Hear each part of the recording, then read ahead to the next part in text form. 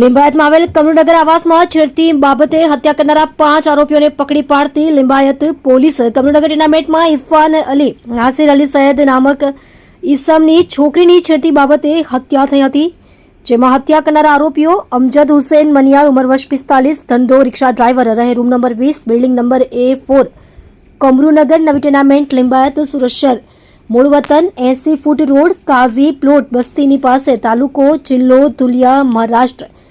આવેશ અમજદ મનિયાર ઉંમર વર્ષ 20, ધંધો મિકેનિકલ, રહે room number 20, building number A4, કમરુનગર નવી ટુર્નામેન્ટ, લિંબાયત, સુરત શહેર, મૂળ વતન 80 ફૂટ રોડ, કાઝી પ્લોટ, બસ્તીની પાસે, તાલુકો જિલ્લો ધુલિયા, મહારાષ્ટ્ર. અમન અમજદ મનિયાર ઉંમર વર્ષ 18 વર્ષ 4 મહિના, ધંધો મિકેનિકલ, રહે room number 20, building number A4, કમરુનગર નવી ટુર્નામેન્ટ, લિંબાયત, સુરત, મૂળ વતન 80 ફૂટ રોડ, કાઝી પ્લોટ, બસ્તીની પાસે, તાલુકો જિલ્લો ધુલિયા, મહારાષ્ટ્ર.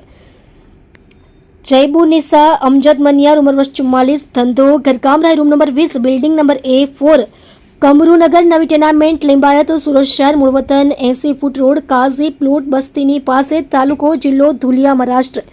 કાયદાના સંઘર્ષમાં આવેલ એક બાળ કિશોરને ઝડપી પાડી કાયદેસરની કાર્યવાહી લિંબાયત પોલીસ દ્વારા કરવામાં આવેલ છે. આપ જોઈ રહ્યા છો ગુજરાતની સૌથી પહેલા ખબર આપતી Surat express news channel, director Rajesh મંગલેની સાથે. લિંબાયત પોલીસ સ્ટેશનમાં ગઈકાલે 2020/2026 નંબરથી એક ગુનો રજીસ્ટર્ડ કરવામાં આવેલો. જે ગુનાની ટૂંક વિગત એ રીતની છે કે લિંબાયતમાં કમરુનગર ખાતે A4 ટુર્નામેન્ટમાં ઇરફાન અને ફરજાના જે હસબન્ડ વાઇફ છે એ એમના ફેમિલી સાથે રહેતા હોય છે, જેમને એક દીકરો અને દીકરી છે. અને નજીકમાં અમજદ અને એમના વાઇફ જેબુનિયા અને એમના 3 દીકરા સાથે રહેતા હોય છે. તો અમજદ અને જેબુનિયામાં જે છે એમને એક દીકરો હોય છે, એ ઇરફાનભાઈની જે દીકરી હોય છે એમને સીટી મારે છે. અને જેથી ઇરફાનભાઈની પત્ની ફરજાના અને એમની દીકરી આ જે આરોપીઓ હોય છે એમના ઘરે જાય છે અને એમને કહે છે કે આવી રીતે એમના દીકરાએ સીટી મારેલી છે. અને જેના લીધે આ આરોપીઓ હોય છે એમની સાથે ઝઘડો કરે છે.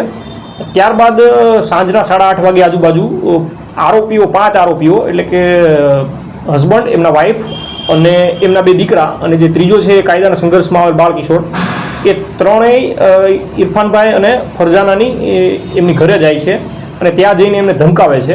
તે વખતે ઇરફાન જે હોય છે તે હાજર નથી હોતો, એટલે આ લોકો ડરી અને પાર્કિંગમાં ચાલ્યા જાય છે, જ્યાં ફરજાના બેનના નણદોય ખાલિદભાઈ, એમના દીકરા ઇકબાલ અને ઇમરાન સાથે હાજર હોય છે. અને થોડી વારમાં ફરજાના બેનના હસબન્ડ છે ઇરફાનભાઈ, એ ત્યાં આવી જાય છે. ત્યારબાદ બંને પાર્ટી વચ્ચે આ બાબતે